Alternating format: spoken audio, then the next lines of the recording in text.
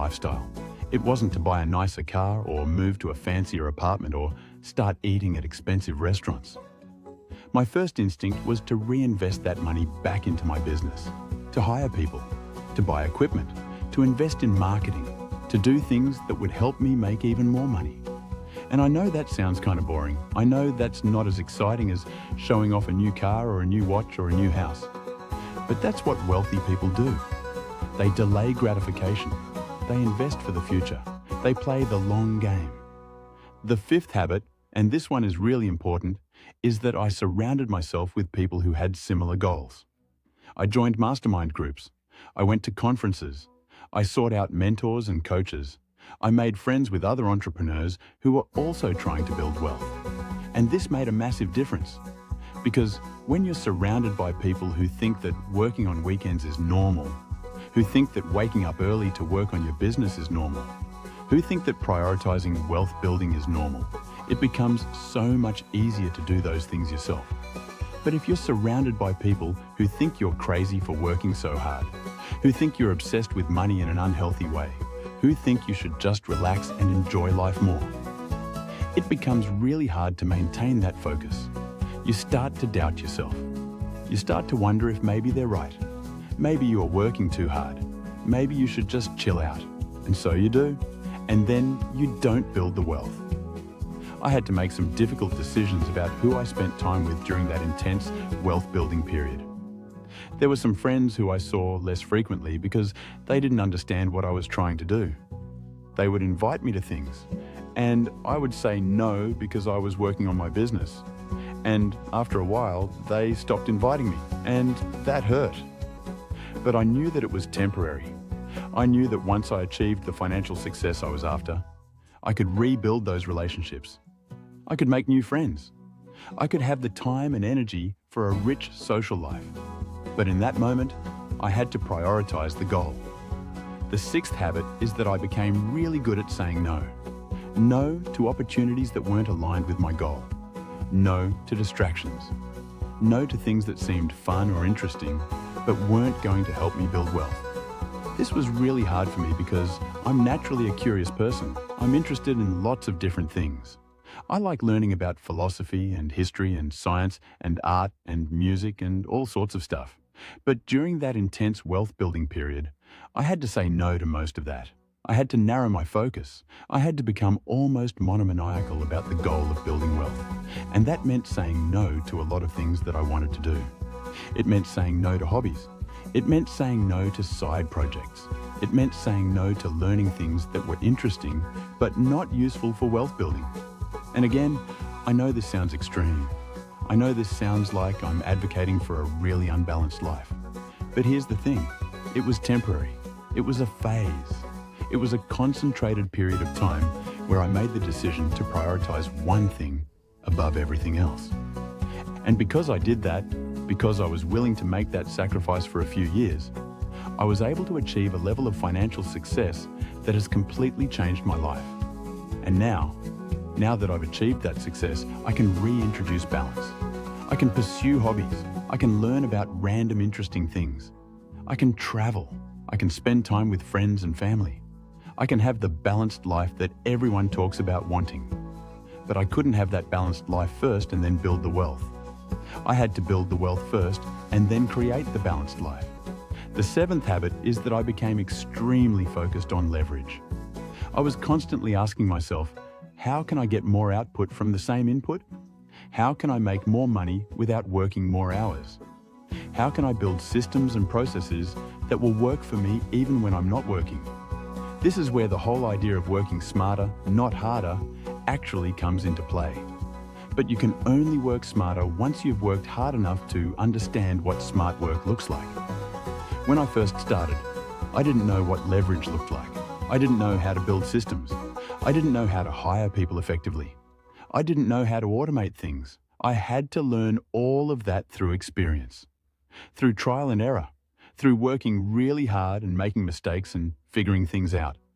But once I learned those things, once I understood how leverage worked, I was able to start building real wealth. Because wealth isn't built by trading time for money. Wealth is built by creating systems that generate money independently of your time. That's the difference between being high income and being wealthy. High income people trade their time for money at a high rate. Wealthy people have systems that generate money without requiring their time. And building those systems takes a lot of upfront work. It takes a lot of learning. It takes a lot of trial and error. But once you have them, they completely change the game. The eighth habit, and this is the last one I want to talk about, is that I developed a very high tolerance for discomfort. Building wealth is uncomfortable.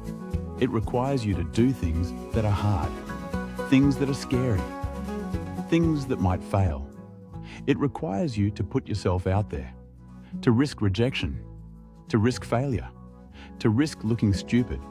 It requires you to have difficult conversations, to negotiate, to sell, to promote yourself. It requires you to work when you're tired, to keep going when you want to quit, to push through when things are hard. And most people aren't willing to do that. Most people choose comfort over growth. They choose certainty over opportunity. They choose the safe path over the path that might lead to wealth. But if you want to build significant wealth, you have to be willing to be uncomfortable. You have to be willing to do things that scare you.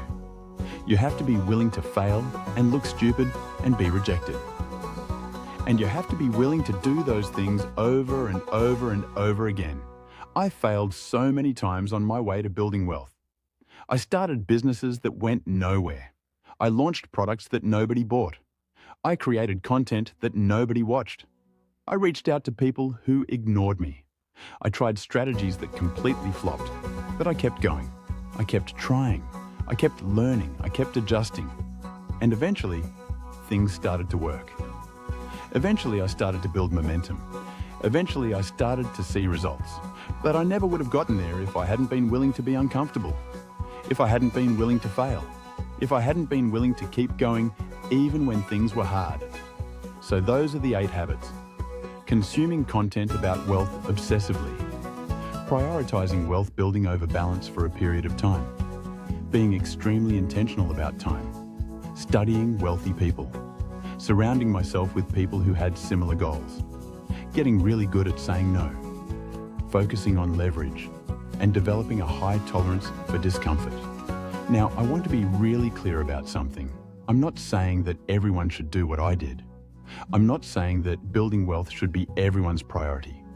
I'm not saying that the sacrifices I made are the right sacrifices for everyone to make. What I am saying is that if you have the goal of building significant wealth, if that's something you genuinely want, then you need to be honest with yourself about what it's going to take.